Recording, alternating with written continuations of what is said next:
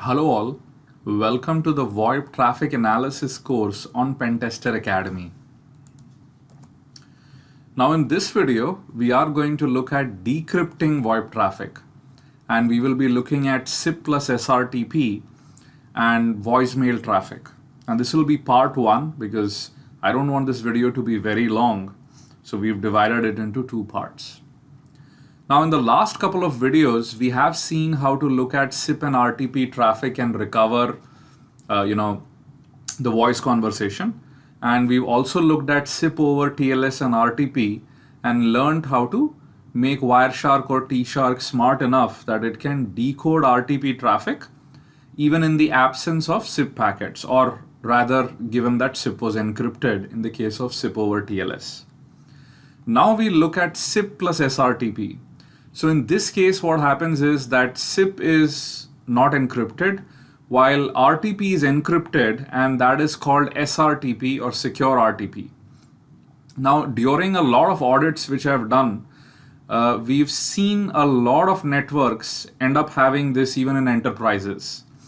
This is because administrators wrongly end up thinking that because we protected RTP, which is really, the juicy part where all the voice data is being carried, well, everything is safe, right? Why bother about SIP? And you'll see why this is not the case and why this is an extremely insecure configuration. So if you were setting up your own server to do all of this capture analysis, what you'd end up doing is you'll make sure that the transport selected is UDP all zeros. Media encryption has been set to SRTP, and we have an option here via in SDP, right? And we'll get to what this is in just a bit. And on the client side, we go ahead and set encryption to be mandatory and transport to be UDP. Okay, the scenario remains the same. We have Bob, we have Alice, we have the asterisk server in between. But in this case, what we're going to do is we are going to analyze the voicemail call. The normal call to parties is something we'll do in later videos. So let's jump right in.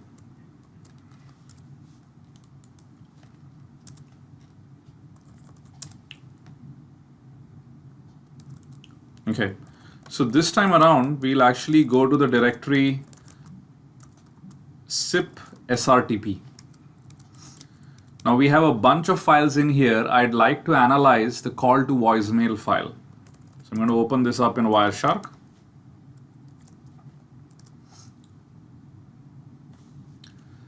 Going to search for SIP. Fantastic, I see that I have SIP packets in here. Going to search for RTP. And I see that RTP is there, but we have the annotation S before RTP, which is secure RTP. And if you notice, the packet actually says that we have an SRTP encrypted payload, right, with some kind of a tag. Okay. So how do we go about decrypting SIP plus SRTP?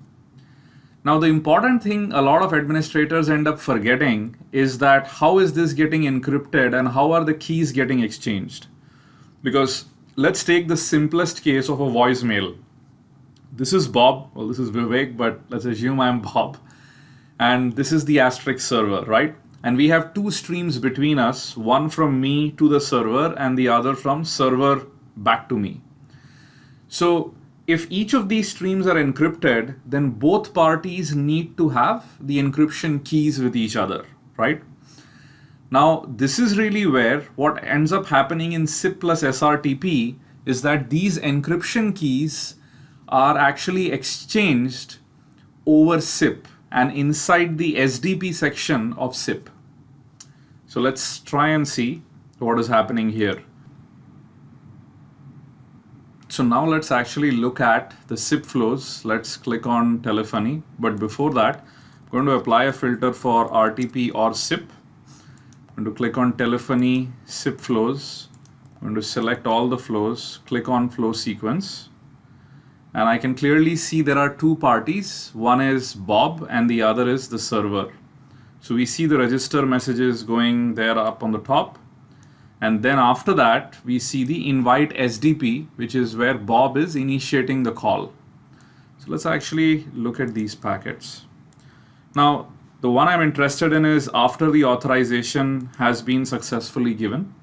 And I can see this is an invite SDP from Bob to the server. Now, if you were to expand the packet, the message body, and look at the session description protocol, most of it pretty much seems similar to what we've seen in previous videos. But in the case of SIP and SRTP, if you just scroll down a bit, you actually end up seeing this entire section here dedicated to crypto. And this is really where the encryption keys are actually being carried. You'll have to believe this, right? These are the actual encryption keys. This is not re-encrypted using something else like a master key, nothing like that. This is the encryption key which is actually used for decryption. Now you can well imagine if SIP is not protected, as in the case of SIP plus SRTP, how big of a security threat this is. Now you actually see 4 of them. So what is happening is the client is actually telling the server that I can support all 4 of these encryption schemas, and this is really combination of encryption plus the hashing algorithm. So AES 256, CM, HMAC, SHA-180, the next one, or this or this or this, right? Now what happens is the server ends up selecting one of the algorithms and the server responds back with its own key. So keep in mind, as we said, for voicemail there are 2 streams, one from Bob to the server. So what Bob is saying is, hey, my stream from me to the server, I can offer you these 4 encryption mechanisms, and here is the key for each one of them, right? Now what the server does in its 200 OK SDP is the server replies back saying, okay, the mechanism that I am selecting is actually AES CM 128 HMAC SHA-180, and by the way, here is the key for the stream from me to you. So this key which we see over here in line L plus blah blah blah is actually the key required to decrypt the stream from the server to Bob. Okay. Now once the server receives this, it actually sends back an update SDP message, and in this message what the server does is it typically ends up mirroring the same encryption algorithm which the server selected, but it now only sends one key pertaining to that algorithm. So if we were to look at this AES CM 128 HMAC and then VIRG, what you'd find is in the very first SDP message, here you go, the client had actually sent this to the server, right? But because the server ended up selecting this as the encryption mechanism, the client now is just sending back one key in the 200 OK, just to basically go ahead and update SDP, telling the server that this is the key I'm using, right? So in this way, the client and the server end up exchanging keys required to decrypt each of the sessions. And this key is what is then used to encrypt the SRTP traffic. Now the SRTP traffic again is in 2 directions, one from the client to the server and the other from the server to the client. Each of these have a separate encryption key which was sent over SIP.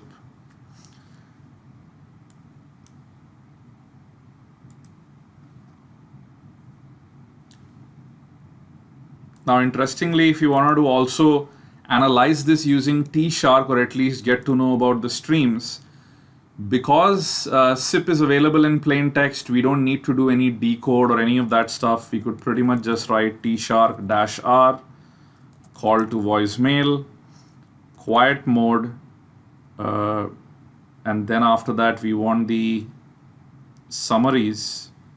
So if I remember, which was -Z, RTP streams.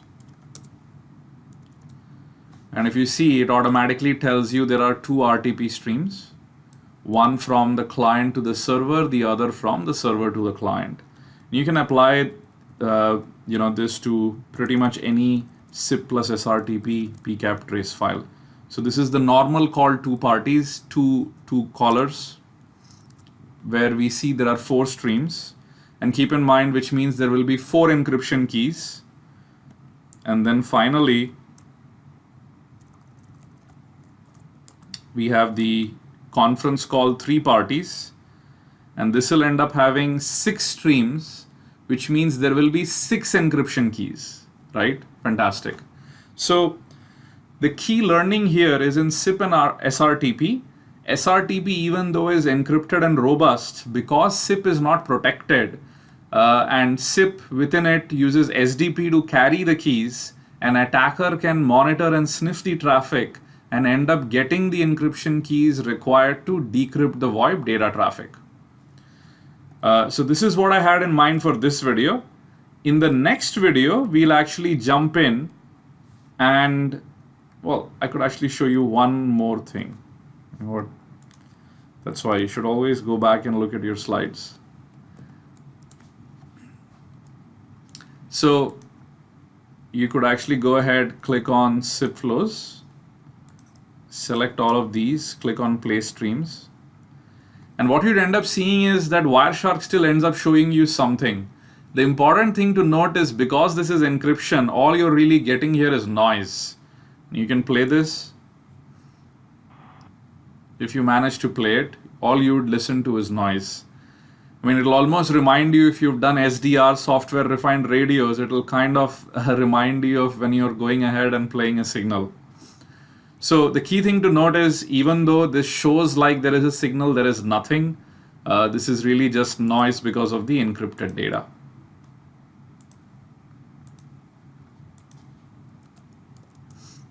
Great, so this is what I had in mind for this video. In the next video, we will look at how to take these keys and decrypt the VoIP data traffic. Thank you and have a great day.